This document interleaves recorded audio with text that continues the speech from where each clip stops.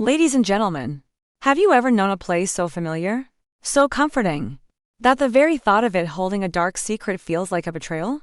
A place where the warmth of a smile could mask the coldest of truths. We often believe that evil announces itself with thunder and shadows. But sometimes, it arrives quietly, wearing a flower-dusted apron and offering you your favorite sandwich. This is a story about such a place, and such a man. It is the story of Finch's Fine Foods, a small deli nestled in the heart of a town that thought it was safe. But behind the comforting aroma of baking bread and roasted turkey, a horrifying secret was being kept, hidden in plain sight, just inches away from unsuspecting customers. The town of Havenwood, Oregon, was a postcard come to life, especially in October. A cascade of crimson and gold leaves drifted down from ancient maple trees, lining the streets of the small college town. The air was crisp, carrying the scent of wood smoke and damp earth. Life in Havenwood moved at a gentle, predictable pace, dictated by the university semesters and the changing seasons. At the very center of this idyllic world, on the corner of Main Street and College Avenue, stood Finch's Fine Foods. For over 20 years, the deli had been more than just a place to eat. It was the town's living room. Its large front windows were always clean, the green awning above them a familiar and welcoming sight. Inside, the low hum of conversation mixed with the gentle clang of the bell above the door. The owner, Arthur Finch, was as much a fixture as the building itself. A man in his early 50s with slightly stooped shoulders, kind eyes behind wire-rimmed glasses, and a smile that seemed permanently etched onto his face. He knew every customer by name, remembered their usual orders, and always asked about their families. Mr. Finch was, by all accounts, a pillar of the community, a good man. But for the past 2 weeks, a quiet, unseen current of anxiety had begun to flow beneath Havenwood's peaceful surface. It was visible on the telephone poles, in the windows of coffee shops, and on the community notice board outside the post office. It was a flyer with a picture of a young woman. Her name was Sarah Jenkins. She had a wide, hopeful smile, and bright, intelligent eyes. The word missing was stamped above her photo in stark, red letters. Sarah was a 20-year-old journalism student at Havenwood University. She was smart, ambitious, and dependable. She was also Mr. Finch's most trusted part-time employee. Her disappearance had shaken everyone. Search parties, organized by her frantic boyfriend, Liam, had combed the nearby woods. The local sheriff had questioned everyone who knew her. Yet, there were no leads, no witnesses, no signs of a struggle. It was as if Sarah Jenkins had simply vanished into the crisp autumn air. Mr. Finch had been publicly devastated. He closed the deli for a day out of respect. He told everyone. He'd given a tearful interview to the local newspaper, describing Sarah as a daughter he never had. He had even contributed a generous sum to the reward fund for any information leading to her safe return. The town rallied around him, offering their sympathy for the loss of his beloved employee. He was just another victim of this unexplained tragedy. The story, however, truly begins not with the disappearance, but with a smell. It was a faint but persistent odor that began to bother Martha Gable, the elderly woman who lived in the apartment above the flower shop next to the deli. At first, she dismissed it as the usual collection of city smells. But this was different. It was a cloying, sickly sweet scent with a sour, metallic undertone. It seemed to cling to the back of her throat, growing stronger in the evenings, seeping in through her closed windows from the narrow alley that ran behind the buildings. After 3 days of the smell worsening, Mrs. Gable called the sheriff's office. Sheriff Brody, a man who had held the position for 30 years and preferred resolving disputes over a cup of coffee, paid a visit to the alley himself. He agreed. It wasn't pleasant. He knocked on the back door of Finch's Fine Foods. Arthur Finch opened the door, wiping his hands on his white apron. He looked tired, the skin under his eyes puffy and gray. Arthur, Sheriff Brody said, his voice friendly. Martha Gable's been complaining about a smell back here. You know anything about it? Finch's kindly face fell into an expression of profound apology and exhaustion. He sighed heavily, running a hand through his thinning hair. Oh, heavens, Bill, I am so sorry. It's been one thing after another since Sarah. He gestured vaguely toward the cavernous back room of the deli. The big walk-in freezer went on the fritz last week. I lost a whole shipment of pork shoulder. I thought I'd gotten it all out to the dumpster, but maybe some of the juices leaked. I'll give the whole alley a power wash this afternoon. Please, tell Martha how sorry I am. The explanation was simple, logical, and delivered with the earnest sincerity everyone in Havenwood had come to expect from Arthur Finch. A broken freezer. Spoiled meat. It made perfect sense. Sheriff Brody clapped him on the shoulder. Don't you worry about it, Arthur. These things happen. You've got enough on your plate. The sheriff left, satisfied. The case of the unpleasant smell was closed. But the file landed on the desk of Detective Isabella Rossi. Izzy, as she insisted on being called, was new to Havenwood. She had transferred from the Portland Police Bureau 6 months ago, seeking a quieter life after a high-profile case had gone wrong. A mistake that played over and over in her mind during sleepless nights. She was an outsider, and she saw the town with fresh eyes, untainted by decades of shared history and comfortable assumptions. She read the complaint report from Mrs. Gable.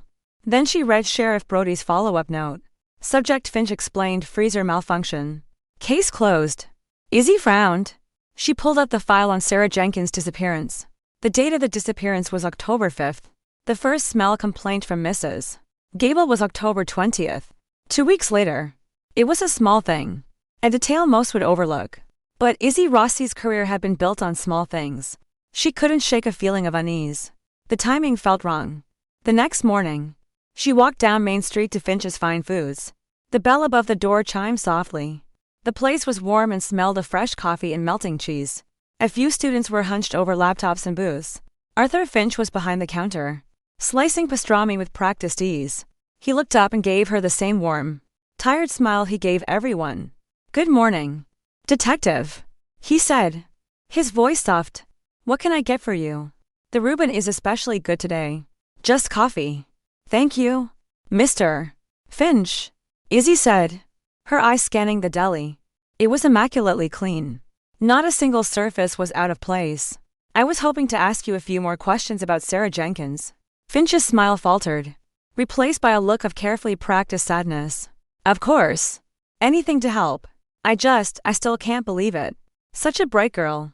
We all miss her terribly. He poured coffee into a paper cup, his hand steady. Her boyfriend, Liam, said she was working the night she disappeared. The closing shift, Izzy stated, watching him closely. That's right. Finch nodded. She closed up around 9. Just like always. I was home. My neighbor saw me. She left a note on the counter saying the register was balanced and she'd locked up.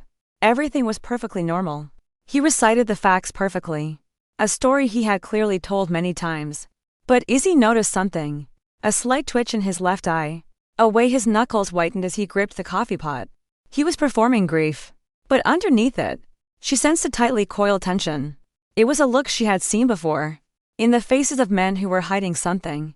And Sheriff Brody mentioned you had a freezer breakdown? She asked, her tone casual. For the first time, a flicker of something unreadable crossed Finch's face. Annoyance. Fear. It was gone in an instant, replaced by that same weary resignation. Yes. A terrible bit of luck. Lost hundreds of dollars in inventory. The smell was awful.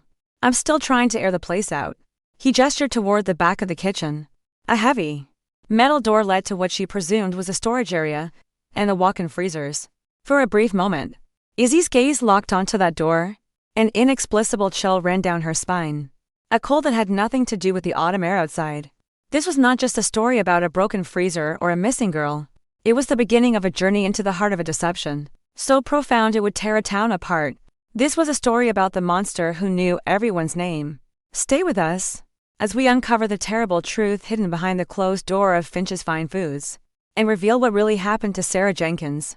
Detective Rossi left the deli, the small bell offering a cheerful, almost mocking farewell. The scent of coffee and warm bread followed her out onto the street, but it couldn't mask the cold knot of suspicion tightening in her stomach. Everything Arthur Finch had said was plausible. Everything he did was what a grieving, concerned employer would do. And that was precisely the problem. It was too perfect. His performance was flawless. His story airtight. In Izzy's experience, human beings, especially under stress, were messy. Their stories had holes. Their emotions were unpredictable. Arthur Finch was a closed loop, a perfectly rehearsed narrative. And his eyes when she mentioned the freezer. She had seen it. A brief, cold shuddering of the soul. He wasn't just hiding something. He was guarding it. Her next stop was a small, cluttered apartment on the edge of the university campus. Liam Carter opened the door. He looked like a ghost of the smiling young man in the photos with Sarah. His eyes were red-rimmed and hollow. His clothes rumpled as if he'd slept in them for days. The apartment was a landscape of grief. Half-empty mugs of coffee, stacks of flyers, and maps of the surrounding county crisscrossed with highlighted search routes. "Detective," he said, his voice raw. "Any news?" The hope in that question was a physical weight in the room. Izzy hated being the one to crush it. Day after day. "I'm sorry, Liam. Not yet. I just have a few more questions." He nodded numbly and led her inside. He sank onto a worn-out sofa, gesturing for her to take the only other chair. "Ask anything. I've gone over it 1,000 times in my head. The whole day. The last text she sent me." He pulled out his phone, his thumb hovering over their last conversation. She said she was tired. That work had been weird. That she couldn't wait to see me after her shift. His voice broke. She was supposed to come over. We were going to watch a movie. Weird. Izzy picked up on the word. Did she say what was weird about work? Liam shook his head, scrolling through their messages. "No. Just that." I asked. But she just sent a shrug emoji and said she'd tell me later. She said Mr. Finch was acting strange. This confirmed the faint signal Izzy had felt. Strange how? She didn't elaborate much. Liam admitted, his face etched with frustration, as if trying to physically pull the memory from the air. She'd mentioned a couple of times over the last month that he seemed stressed, worried about money. He was always so jolly. "You know." But she said sometimes she'd catch him in the back, just staring at the wall. And he was getting really secretive about his food suppliers. He used to get his meat from the big distributor, Tyson's, like everyone else. But she said a few months ago, he started getting these unmarked deliveries late at night from a beat-up old truck. She thought it was odd. An unmarked truck. Secret deliveries. A man worried about money. The pieces were beginning to form a picture, and it was not a pleasant one. It pointed toward a motive, however small. Illegality. Cutting corners. Perhaps Sarah had discovered something she wasn't supposed to see. "Liam," Izzy said, her voice gentle but firm. "Did Sarah keep a journal? A diary? Anywhere she wrote down her thoughts?" His eyes widened slightly, a flicker of life returning to them. "Yes, she did. She wrote in it all the time." Seta cleared her head. He stood up and went to a bookshelf crammed with textbooks. From behind a row of thick journalism volumes, he pulled out a simple, leather-bound notebook. He held it for a moment, his thumb stroking the cover as if it were Sarah's hand. He extended it to Izzy. I haven't been able to bring myself to read it," he whispered. "It felt wrong. But if it can help find her, thank you, Liam," Izzy said, taking the journal. It felt heavier than its weight. This could be very important. Meanwhile, back at Finch's Fine Foods, the lunch rush was in full swing. Arthur Finch moved with an effortless grace, a conductor orchestrating a symphony of sandwiches. He greeted students by name, joked with the construction workers who came in every day, and slid a free cookie to a child hiding behind her mother's legs. He was the very picture of normalcy, the comforting center of Havenwood's daily life. The usual. "Mark," he'd call out, "turkey club on rye, extra bacon. You know it, Arthur." To the outside world, he was the same Mr. Finch. But inside, a frantic, silent count was running. 2 weeks and 3 days. He could feel Detective Rossi's visit like a change in her pressure. Her eyes had lingered on the door to the back room. She was sharp. Not like Brody, who could be placated with a sad story and a handshake. This woman was different. She looked at him not as a grieving friend, but as a problem to be solved. He felt a bead of sweat trickle down his temple and quickly wiped it away with the back of his hand. He had to be more careful. He had to be perfect. As he handed a sandwich to a group of girls who were friends of Sarah's, he smiled his kindest smile. "How are you all holding up?" he asked, his voice dripping with concern. They murmured their thanks, their faces sad. They had no idea. They sat in a booth, eating their lunch, chatting about their classes, just feet away from the reason their friend was gone. The thought sent a perverse thrill of terror and power through him. He was hiding in plain sight, protected by 2 decades of goodwill and the town's desperate need to believe in his goodness. Later that evening, in her small, quiet apartment, Izzy Rossi opened Sarah's journal. The first several pages were filled with the ordinary thoughts of a college student, frustrations with a difficult professor, excitement about an upcoming concert with Liam, notes for a term paper. The handwriting was neat and fluid. Then, about a month before her disappearance, the tone began to shift. September 12th. Mr. Finch was in a terrible mood today. He got a Cali think from a bank and he was whispering. But he looked so angry. He almost dropped a whole tray of roast beef.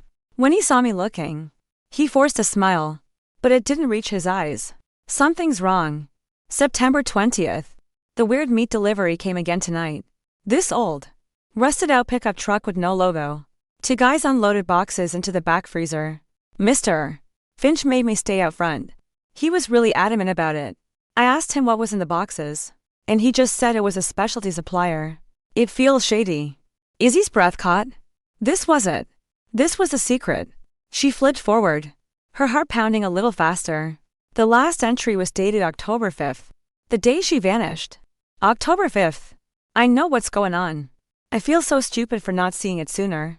Today, I went into the back walk-in freezer to grab more cheese. But I used the wrong one by mistake, the one he always keeps locked. The big one. The lock was broken. I opened the door and I don't even know how to write it down. It wasn't pork. It wasn't beef. I saw a tag on one of the pieces. A wildlife tag. He's been serving a legal game. Venison. Maybe bear. That's why it's so cheap. That's why he's so secretive. I feel sick.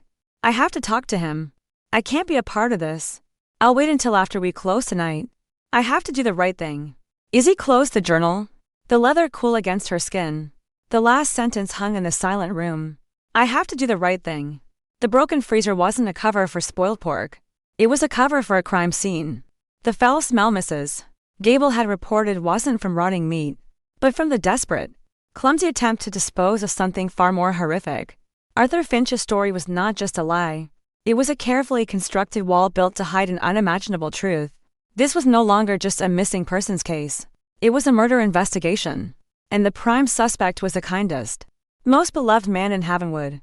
The words in Sarah's journal transformed the investigation.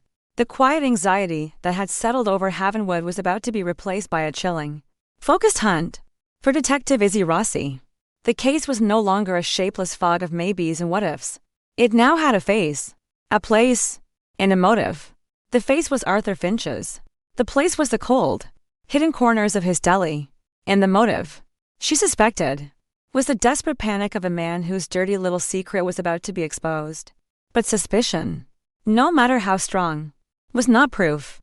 The journal was powerful, but it was circumstantial. She needed something concrete, something that would allow her to tear down the wall of lies Finch had so carefully built. Her first official step was to reclassify Sarah's case from missing person to endangered, presumed homicide. The change sent a ripple of shock through the small police department. Sheriff Brody, who had known Arthur Finch since they were boys, was openly skeptical.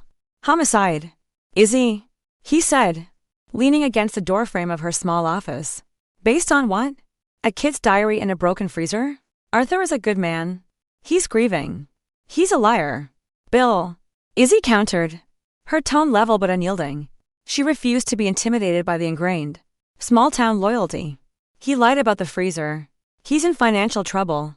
And Sarah's journal puts her in a direct confrontation with him over an illegal activity on the night she disappeared. That's more than enough to dig deeper. Reluctantly, Brody signed off on her request for a background check and a financial deep dive on Finch. He still believed his friend was innocent, but he couldn't ignore the facts Izzy laid out.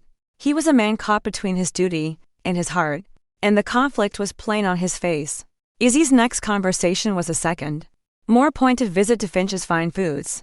This time, she didn't come as a casual customer. She arrived in the late afternoon, after the lunch rush had subsided. The deli was quiet. Finch was behind the counter, methodically wiping it down with a damp cloth. He looked up when the bell chimed, and his practiced smile flickered for a fraction of a second when he saw her.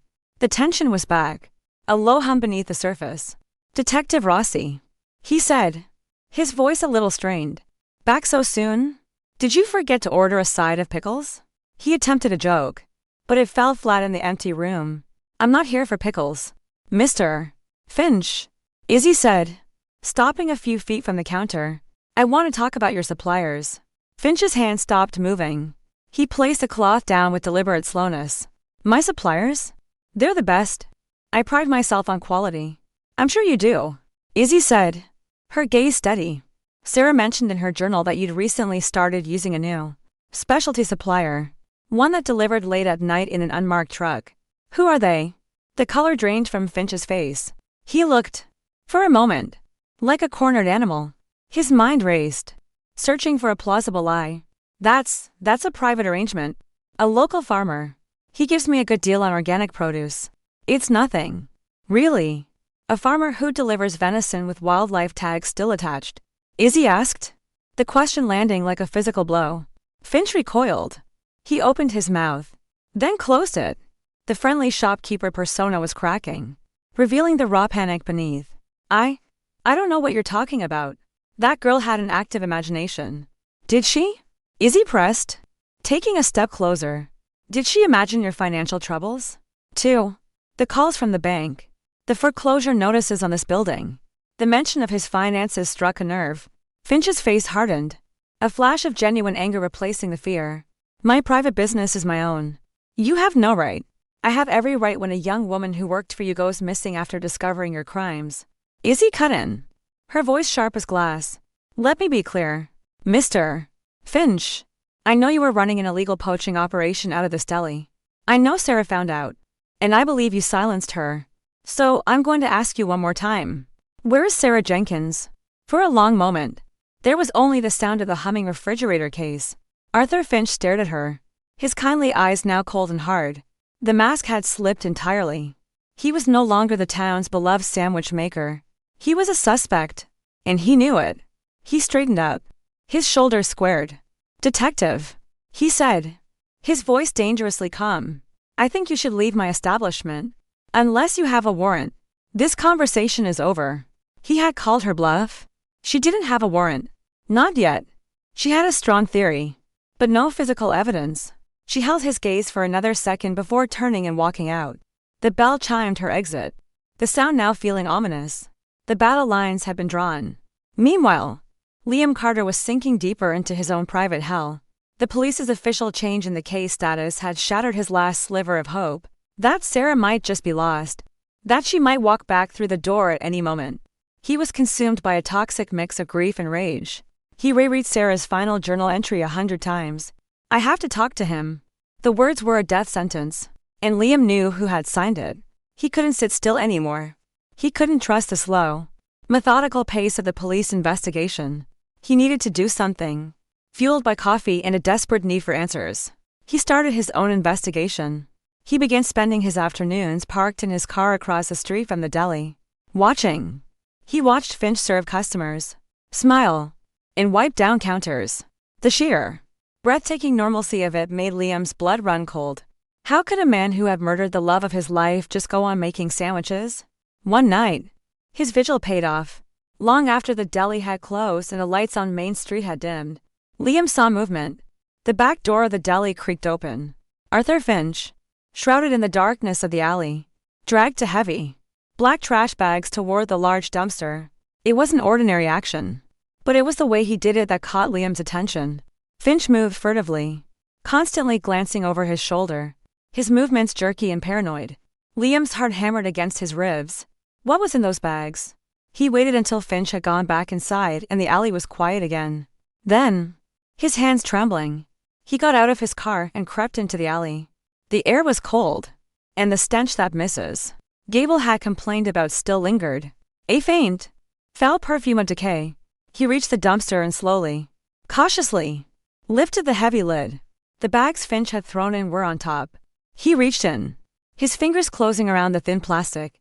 He pulled one of the bags out. It was heavier than it looked. He tore a small hole in the corner. A dark, thick liquid oozed out onto his fingers. It smelled coppery, like blood. And inside, he could see something pale. Fabric. A small piece of blue fabric, just like the color of the university sweatshirt Sarah had been wearing the day she disappeared. Liam stumbled back from the dumpster, a choked gasp escaping his lips. His mind reeled. The dark liquid, the scent of blood, the flash of blue fabricate was a sequence of horrors that confirmed his worst fears. For a wild, terrifying moment, he considered confronting Finch right then and there. But a primal instinct of self-preservation took over. He was a student, not a hero. Finch was a killer. Liam scrambled back to his car, his hands shaking so violently he could barely grip the steering wheel. He sped away, his tires squealing softly on the empty street, and drove straight to the police station. He burst through the doors, a frantic, disheveled mess, clutching the torn corner of the trash bag in a plastic baggie he found in his glove compartment. The night duty officer looked up, startled. "I found something." Liam gasped, out of breath. "In Finch's dumpster." "It's Sarah's." "I think it's Sarah's." Detective Rossi was called in immediately. She met Liam in a sterile interrogation room that smelled of bleach and stale coffee. He recounted his story, his voice trembling but clear. He handed her the piece of fabric. Izzy examined it under the harsh fluorescent light.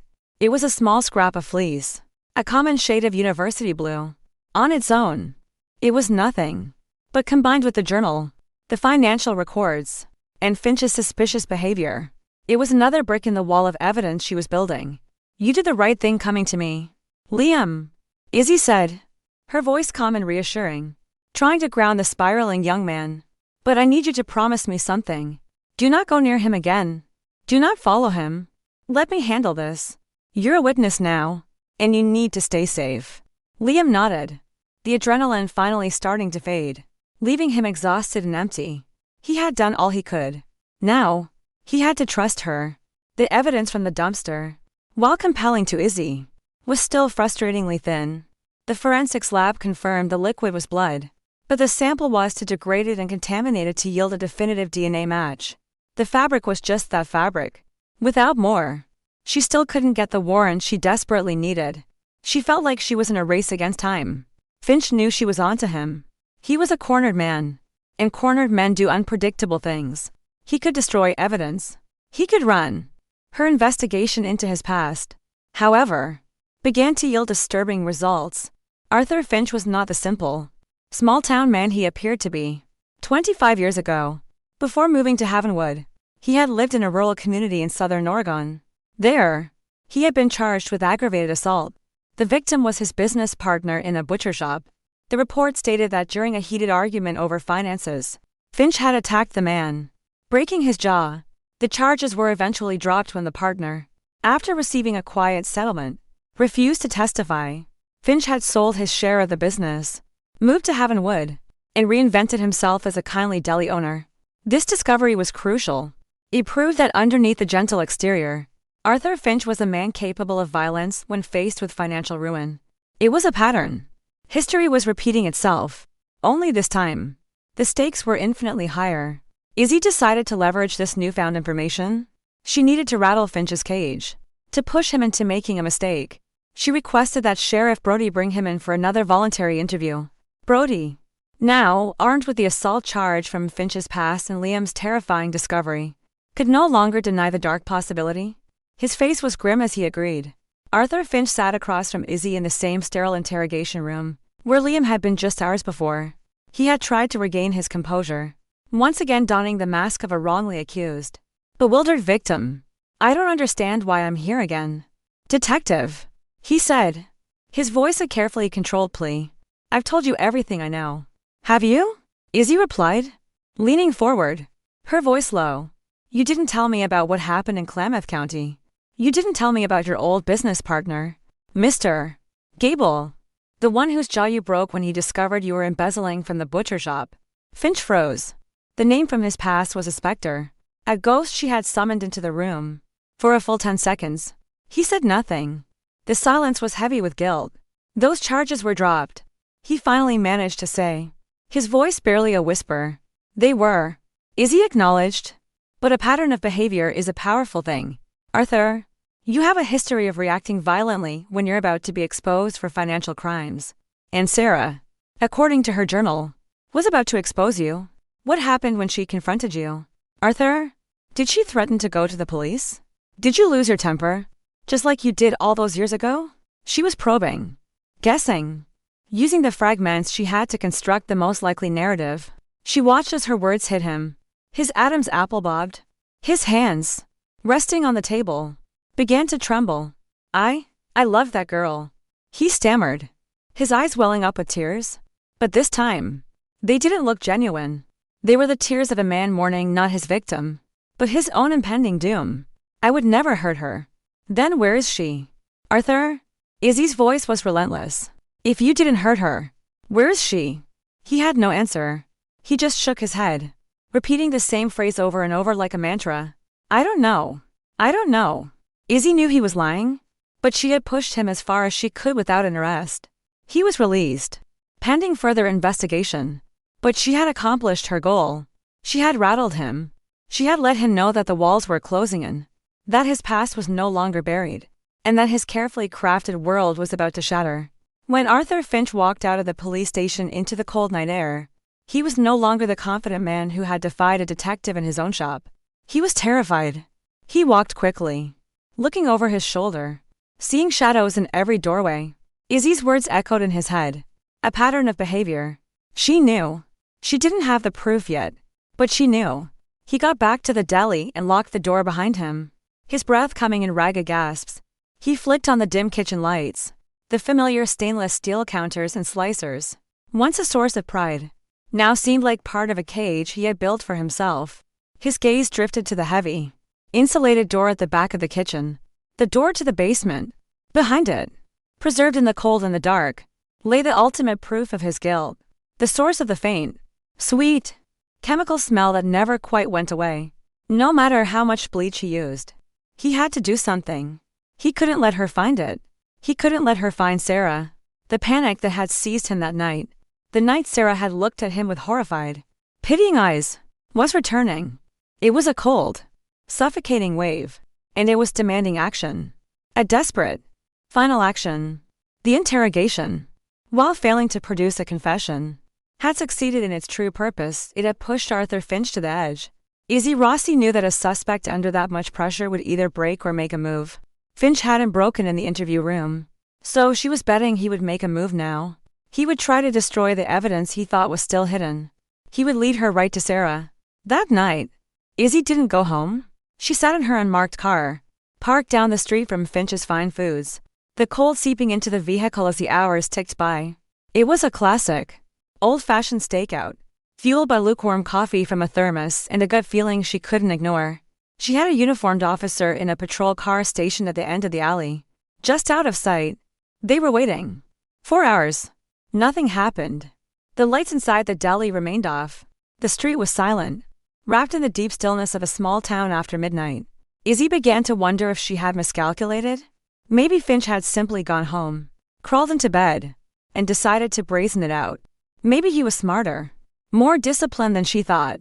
Then, at precisely to 17 a.m., a light flickered on in the back of the deli.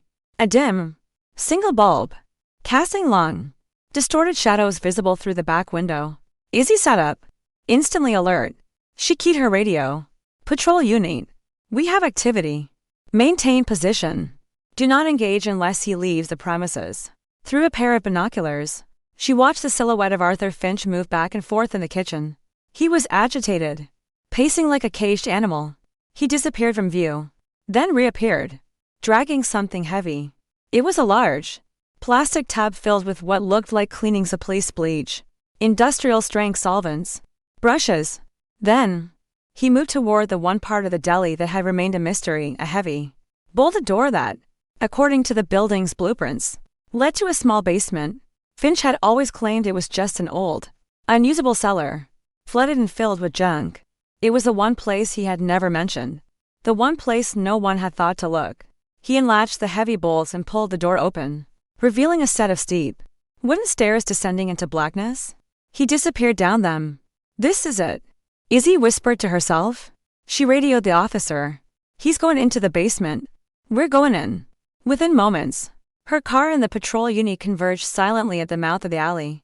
Izzy and two uniformed officers, weapons drawn, moved swiftly and quietly toward the back door of the deli. The lock was old, a well-placed shove from one of the officers, and it splintered, the door swinging inward with a loud crack that echoed in the silent kitchen. They found the basement door wide open, a faint, foul chemical odor wafting out from the darkness below. It was the smell Mrs. Gable had complained about, but stronger, more concentrated, mixed with the acrid scent of bleach. Arthur Finch? This is the police. Come up with your hands in the air. Izzy's voice was sharp, authoritative, cutting through the silence. There was no response from below, only a frantic splashing sound, followed by a curse. I'm going down, Izzy said to the officers. Cover me. With her flashlight beam cutting a path through the oppressive darkness, she descended the rickety stairs. The air grew colder, thicker, heavy with the smell of damp earth, decay, and chemicals. The basement was small and cramped, with crumbling stone walls and a dirt floor. In the center of the room, illuminated by a single, bare bulb hanging from the ceiling, was a scene of pure, unadulterated horror. Arthur Finch was standing over a large, industrial-grade chest freezer, the kind used for storing large quantities of meat. The lid was open. He was frantically pouring bleach from a gallon jug into it, the harsh chemical splashing over the contents. And inside the freezer, pale and still under the chemical bath, was a human body? It was Sarah Jenkins. She was curled in a fetal position, her skin unnaturally white and leathery, like old parchment. She wasn't decomposing in the way a body normally would. She was preserved. Her blue university sweatshirt was faded from the chemicals, but still recognizable. Finch had turned her into a grotesque, mummified effigy of the vibrant young woman she had once been. He was trying to destroy his last, most damning piece of evidence. Police! Drop it! Get on the ground now! Izzy screamed, her voice shaking with a mixture of rage and revulsion. Finch spun around, his face a mask of primal terror. He was no longer the friendly deli owner. He was a monster, caught in his lair. He threw the empty bleach jug at them and made a desperate lunge for the stairs. One of the officers intercepted him easily, tackling him to the dirt floor. He didn't fight back. He just lay there, sobbing, the sound echoing off the cold stone walls. The great deception of Arthur Finch was finally over. As the officers cuffed him and read him his rights, Izzy stood transfixed, her flashlight beam still trained on the open freezer. The sight was sickening, a violation of all that was natural. The man who had served sandwiches to Sarah's grieving friends had kept her body here, just below their feet. For 2 months, he had walked over her grave every single day to greet his customers with a smile. The sheer, calculated depravity of it was almost impossible to comprehend. Later, in the cold, bright light of the interrogation room, the full story came tumbling out of him. The confession was a torrent of self-pity, excuses, and pathetic justifications. The mask was gone for good. There was only a weak, broken man, finally forced to confront the wreckage of his life. I didn't mean to. He began, the words he had likely rehearsed in his mind 1,000 times. I never meant for it to happen. He told them about the night Sarah disappeared. She had stayed late, just as her journal said, to confront him. She wasn't angry, he claimed, just disappointed. She told him he had to stop, that she couldn't work for him anymore if he was breaking the law. She urged him to turn himself in. She gave me an ultimatum. Finch choked out, tears streaming down his face. Report the illegal game, or she would. I begged her not to. I told her I would be ruined. This deli, it was all I had left after my wife died. It was my whole life. But Sarah, principled and brave, had refused to back down. She told him she was sorry, but she had to do the right thing. As she turned to leave, something inside him snapped. The same violent panic that had overtaken him 25 years ago surged to the surface. He grabbed a heavy meat tenderizer from a nearby counter. I just wanted to stop her, he sobbed, just to make her listen. I hit her. I didn't even think. I just hit her. And she fell. She died instantly. In the silent, empty kitchen, Arthur Finch stood over the body of the girl he called his second daughter. His life shattered in a single, impulsive act of violence. The panic that followed was all-consuming. He couldn't call the police. He couldn't confess. He had to hide her. He dragged her body down to the unused basement, a place no one ever went. I didn't know what to do, he whispered, his voice hoarse. I couldn't just leave her there. I remembered things from my father. He was an undertaker. He taught me about preservation, chemicals, salts. I just wanted to keep her, to stop the decay. I thought if I could just preserve her, I could figure out what to do later. But later never came. The chilling truth was laid bare. The MP shack was not part of some grand, ghoulish plan. It was the desperate, sickening improvisation of a weak man trying to outrun the consequences of his own actions. For 2 months, he had lived a double life, maintaining his friendly facade by day, while secretly tending to his horrific secret in the basement by night. The smell that Mrs. Gable had noticed was the slow, seeping odor of the preservation chemicals, a scent he tried to mask with spoiled meat and lies. He had served a community, fed them, smiled at them, all while his victim lay preserved in the cold earth beneath his feet. The confrontation was over. The truth was out, and it was more pathetic, and more horrifying, than anyone could have imagined. The final piece of the puzzle fell into place not with a shout, but with a quiet, devastating admission. As Finch sat there, a hollowed-out shell of a man, Izzy asked the one question that still lingered, the one detail that spoke to the depth of his deception. "The police came to your deli once, Arthur," she said, her voice soft but piercing. "Sheriff Brody. He was there because of the smell. You told him it was a broken freezer." Finch looked up, his eyes glassy and distant, lost in the memory of his own lie. "Yes," he whispered. "He's a good man, Bill. He believed me. He always believes the best in people.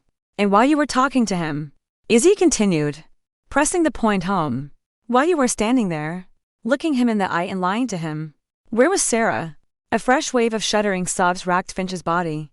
He covered his face with his cuffed hands. "She was there," he choked out, the words muffled. "In the freezer. In the basement. He was standing right above her." The image was obscene. A sheriff, a friend, standing on the floorboards of the deli, accepting a simple lie, while the body of the missing girl he was supposed to be looking for lay just a few feet below him, in a cold, chemical tomb. It was the ultimate act of betrayal, a secret kept in the very heart of the community, hidden by nothing more than a familiar smile and a plausible excuse. The confrontation wasn't just between a detective and a killer. It was a confrontation with the town's own blindness, its willingness to trust the comfortable facade over the unsettling truth. The arrest of Arthur Finch was like a seismic shockwave that radiated out from Main Street, shattering the peaceful illusion of Havenwood. The news spread first through hushed phone calls and urgent text messages in the pre-dawn hours, then erupted into a full-blown media firestorm as the sun rose. News vans with satellite dishes sprouting from their roofs descended on the small town, their Logoskin, Fox, Abka jarring intrusion into the familiar landscape. They parked across from Finch's Fine Foods, which was now cordoned off with bright yellow police tape, a ghastly monument to a trust that had been violated in the most profound way imaginable. Uniformed officers stood guard, their faces grim, keeping the growing crowd of onlookers and reporters at bay.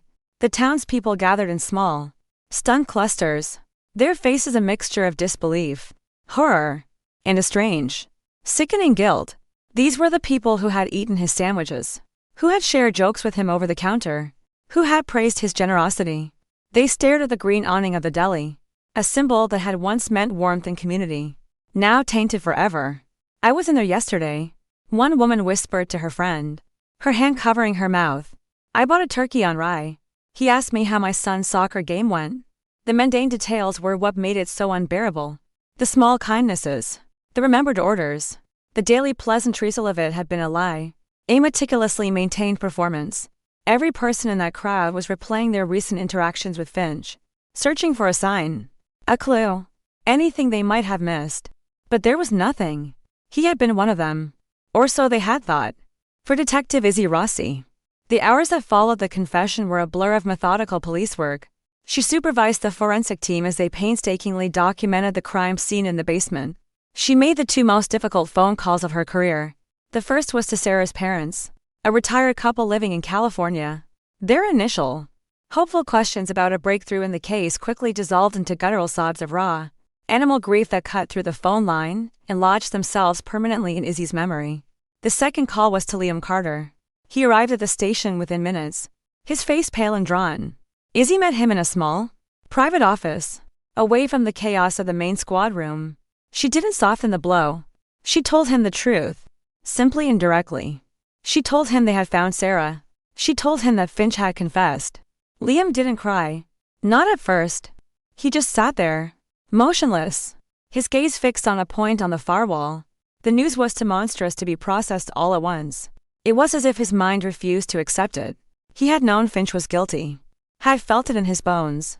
But the reality of what the man had done with preservation, the basement, the 2 months of grotesque deception was beyond anything his grief-stricken imagination could have conjured. He kept her. Liam finally whispered, the words catching in his throat.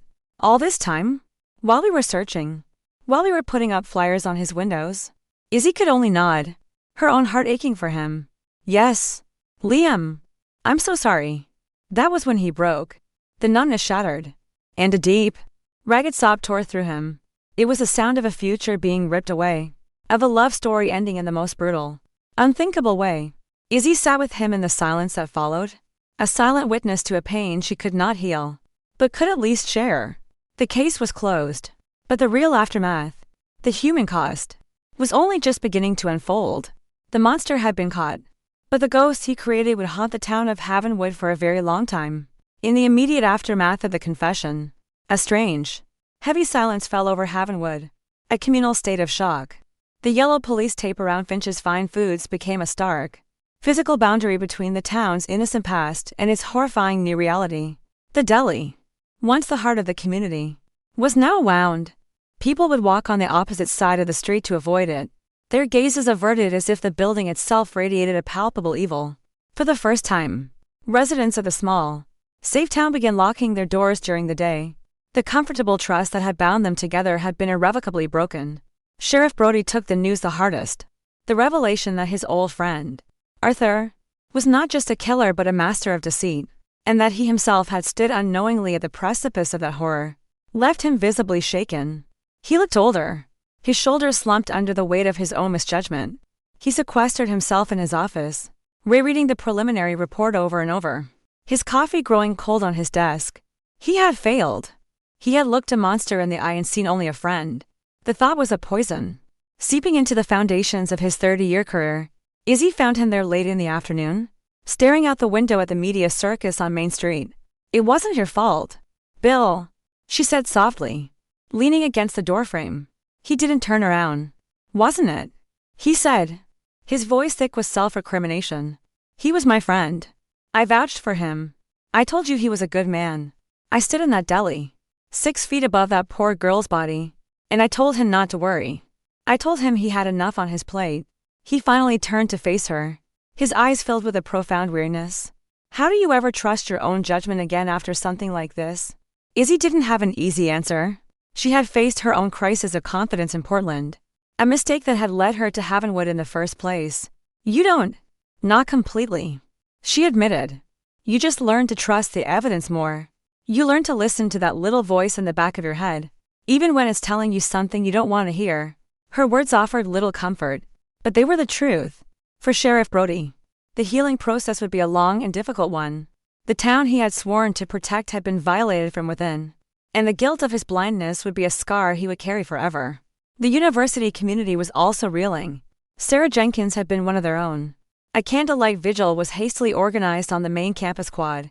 Hundreds of students, faculty, and townspeople gathered as dusk settled, their faces illuminated by the flickering glow of small, white candles.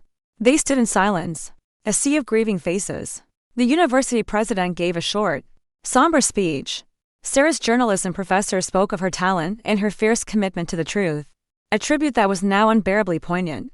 Liam Carter stood at the edge of the crowd, flanked by his parents who had driven up from California. He looked lost, a ship adrift in an ocean of grief. He watched as Sarah's friends hugged each other, their bodies shaking with sobs. He saw the posters with her smiling face, now adorned with flowers and handwritten notes. It all felt surreal, like a movie about someone else's tragedy. He felt disconnected from his own pain, insulated by a thick layer of shock.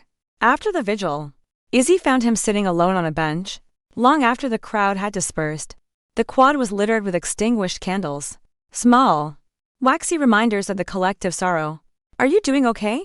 She asked, knowing how inadequate the question was. Liam just shook his head, not looking at her. I keep thinking about the sandwiches, he said, his voice a monotone. Stupid, isn't it? Of all the things to think about. But I keep picturing all those people. Her friends, my friends, me. We all ate there. We all sat there, laughing and talking, while she was down there. It feels dirty. Like we're all tainted by it. It was a sentiment that was echoing all over Havenwood. The horror wasn't just what Finch had done. It was that he had made them all unwitting participants in his grotesque charade. He hadn't just killed Sarah. He had poisoned the community's memories, turning a place of comfort into a site of defilement. The town's favorite sandwich shop was now a place people spoke of in hushed, disgusted tones. Health department officials in hazmat suits were seen going in and out, adding to the nightmarish spectacle. Rumors, unfounded but persistent, began to circulate about the specialty meat Finch had been serving, adding another layer of urban legend horror to the already unspeakable facts. The healing, Izzy knew, would not begin until the town found a way to reclaim the space, to purge the evil that had taken root in its very center. But for now, they were all trapped in the immediate aftermath, navigating the landscape of a world that no longer made sense. A world where the kindest man in town was capable of the cruelest of acts. The days that followed were a slow, painful crawl toward a new and unwelcome normal. The media caravan eventually packed up and moved on to the next tragedy, leaving Havenwood to grapple with its trauma in private. The legal proceedings against Arthur Finch began, a methodical process that felt strangely disconnected from the raw, emotional wound he had left behind. He was declared fit to stand trial, his public defender entering a plea of not guilty by reason of temporary insanity, a legal maneuver that was met with quiet disgust throughout the town. The trial would be months away, a distant reckoning. For the residents of Havenwood, the more immediate question was how to move forward. The first step toward healing came from an unexpected place. A week after the vigil, Sarah's parents, David and Mary Jenkins, held a small press conference on the steps of the town hall. They were not angry, vengeful figures. They were just a heartbroken people, their faces etched with a grief so profound it was difficult to look at. But they did not speak of hatred for Arthur Finch. Instead, they spoke of their daughter. Sarah loved this town, David Jenkins said, his voice trembling but clear, as he read from a prepared statement. She loved the university. She loved the people here. She saw the good in this community. We will not allow the evil act of one broken man to tarnish her memory, or the place she called her second home. Mary Jenkins then announced their intention. They were working with the university to establish the Sarah Jenkins Memorial Scholarship for investigative journalism. Our daughter believed in the power of truth, she said, her voice cracking. We want to ensure that other young, brave students have the resources to pursue that truth, to shine a light in dark places, just as she was trying to do. Their words were an act of profound grace. Instead of focusing on the horror of her death, they chose to celebrate the purpose of her life. It was a turning point. Their grace gave the town permission to begin to heal, to remember Sarah not as a victim, but as the bright, principled young woman she had been. Donations for the scholarship fund poured in, from students, from local businesses, from people across the country who had been touched by the story. It was a way for everyone to do something, to create something positive from an act of unspeakable negativity. Inspired by the Jenkins example, Liam Carter began to find his own way forward. His initial rage and despair started to coalesce into a quiet sense of purpose. He met with Sarah's parents, and together they began to discuss the fate of the Deli building. The property had been seized by the bank, and its future was uncertain. The thought of anyone else opening another restaurant there, of trying to simply paper over the horror, was unbearable to them all. Liam, an architecture student, began to sketch. He spent his nights not watching old movies they had loved, but drawing. He designed a small, simple memorial garden, a place with a bench, a small fountain, and a single dogwood tree, Sarah's favorite, a place of quiet reflection, not of morbid curiosity. He presented the plans to the town council, with the backing of the Jenkins family. The council, eager for any path towards civic healing, approved the proposal unanimously. The building that housed Finch's Fine Foods would be demolished. The ground would be cleansed, and something beautiful would be allowed to grow in its place. For Izzy Rossi, the resolution of the case brought a quiet, professional satisfaction, but also a lingering sense of melancholy. She had done her job. She had found the truth. She had brought a killer to justice. But the cost was immense. The case in Portland that had driven her to Havenwood had been about a procedural error, a mistake of the head. This case was different. It had been a crime of the heart, a betrayal that shook one's faith in human nature. She found herself walking the quiet streets of Havenwood more often in the evenings, observing the slow return to life. She saw people starting to talk to each other again, not just about the case, but about their lives. their families, their futures. The lock on the door of human connection, which Finch's crime had seemed to jam shut, was slowly beginning to turn. One evening, she saw Sheriff Brody walking his beat on Main Street, something he hadn't done in years. He was stopping to talk to shopkeepers, nodding to passersby. He looked older, yes, but the deep weariness in his eyes was beginning to be replaced by a renewed sense of duty. He saw Izzy and gave her a small, respectful nod. It was an acknowledgement, a passing of the torch. He represented the old Havenwood, built on trust and assumption. She represented the new, a town that had been forced to look into the abyss and was now learning to see the world, and each other, with clearer, more cautious eyes. The town's innocence was gone, but in its place, something stronger, more resilient, was beginning to take root. 6 months passed.